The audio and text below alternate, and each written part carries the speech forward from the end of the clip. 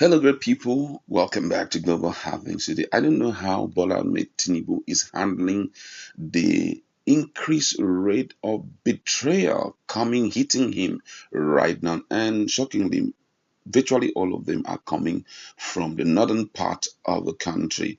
Now, this woman who is the latest in the list of those who have decided to turn her back against Bola Ahmed Tinubu, this woman who was his campaign director, talking about Najatu Mohammed, has decided to take a walk away from, Bola Ahmed Tinubu. And this self-realization coming at a nick of time like this is one thing that may ground finally the success of Bola Ahmed Tinubu. He may be having a lot of people celebrating him in the north, but I don't think it's coming from their true heart, because as they pass by, we are hearing stories that really touches this woman. For me, it's a case of self-realization, but it's coming rather late. But get to hear what she has to tell Nigerians about Bola Ahmed Tinubu. According to the news, a former director of the Civil Society of All Progressive Congress Presidential Campaign Council (APC-PCC) has explained why she dumped the ruling party presidential candidate Bola Ahmed Tinubu.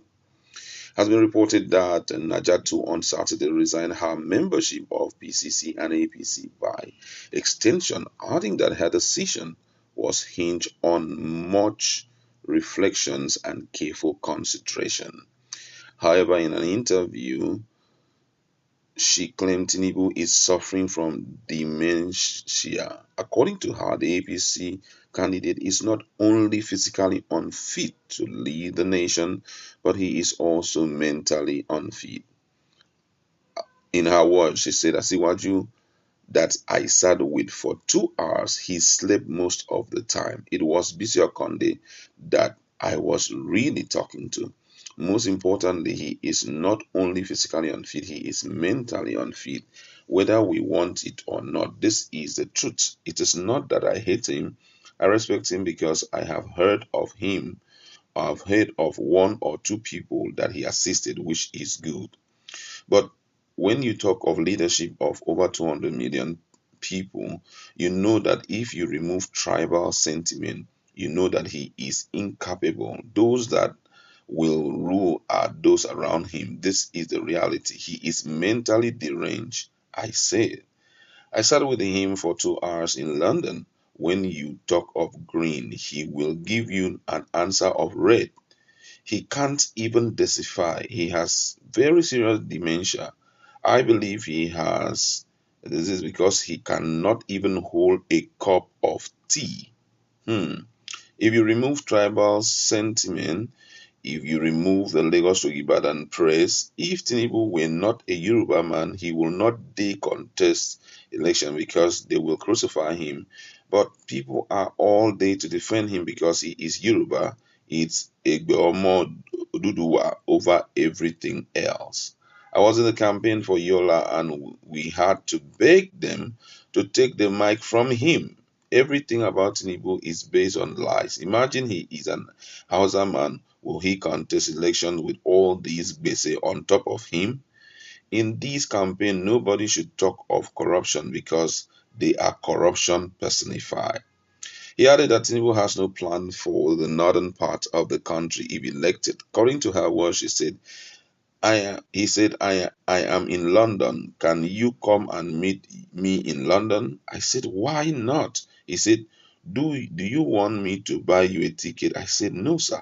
It's not a problem. He said, do you need a hotel? I said, yes, sir. So after I dropped the call, I called my traveling agent that night to get me a ticket, and that is how I got to London that same day at night. I was picked up by one Ibrahim Masari. I sat with Siwaju, and while we were sitting there, came in Chief Bisi Okonde. I asked Asiwaju, sir, please tell me if you really want to do this job for you. Tell me what I did to Buhari. I always attend his campaign. The structure for the Northwest or Northwest is my structure. I made it and I sustained it. I asked Tinubu, what do you have for us in the North? He looked me in the face and said, "Nothing." I said, "Sir, you mean you have nothing for the North? The question of security, out of school children, agriculture, and many things like that. Everybody in the North is waiting to be killed or kidnapped." He said, "If I give you my blueprints, I will be subjecting myself to all kinds of things. Something they might even kill you." I said, "Who are they?" "Sir, you have to have a blueprint."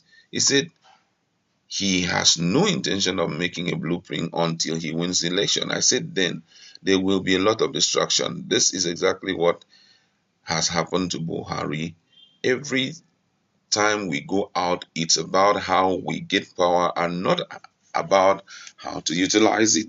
He said, if I have anything the North would need, that I should bring it to him so he can put it in his manifesto.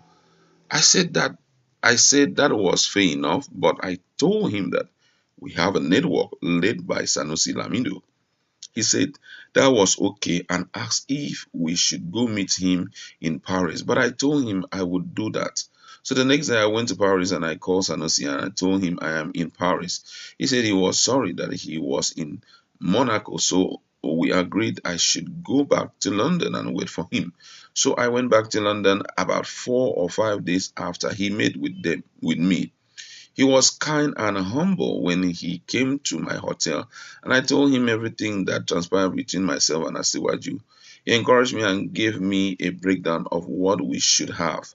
The question of our majority, they are the ones that are used as canon folder for banditry, and then the economy, agriculture, our currency.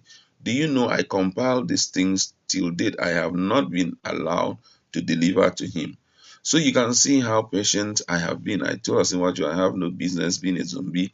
I can't be following you because you are Asiwaju. I don't care who you are. I can only follow Allah, because anyone that does not put himself on the scale of God, unto whom he will return, I think that person is a sick person. I am 66 years old, and at this age, I cannot go killing, stealing, and so on to get what? At what age? He has not reached out to me up till now. I tried Sir Bishop Conde.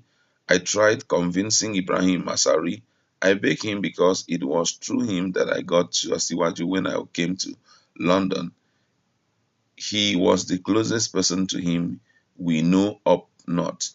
I said, please, what to do I do with these things I have written? What am I to do with all of this thing I have written? He said, you know you are late now because Nasser El Rufai has already brought something that was put on the manifesto. And the only thing that we are putting in the state police. So I said, so the North does not need anything else apart from except state police. State police for what? From the day I had nothing, from that day I had nothing to do with them, in spite of the fact that they made me a director. This is a very serious revelation, I must say.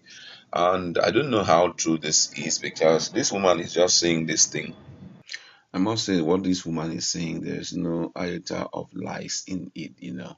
But then I feel that at this point, the purpose of revealing this kind of secret is a way of playing down on Bola Ahmed Tinubu, which I am already seeing the finger of God. But I don't know if this was the original plan of some of these northerners who joined him, because already, if you've been listening to the news recently, you notice that there is this mass exodus of northerners from other parties, to Atiku Abubakar's party. We've heard so many people are leaving APC, both in Jigawa, Gombe, and moving down to Atiku's party. All of that. And there's another video I saw fairly recently. You're going to see that video soon, that talked about or that shows how they were calling Bola Ahmed Tinubu's name, while some people by the side were echoing Sai Atiku and all of that. I feel that apart from just all this revelation, everything should be seated on that three C's that the person of Peter Obi likes talking about the fact that you need to be competent enough to do the job, have the capacity and capability to lead the Nigerian people. I think that should be the focal point, and age must be a serious issue of concern here, at least for us to be sure that the country is translating to something better. I'd like to leave it there. What is your intake about these revolutionary statements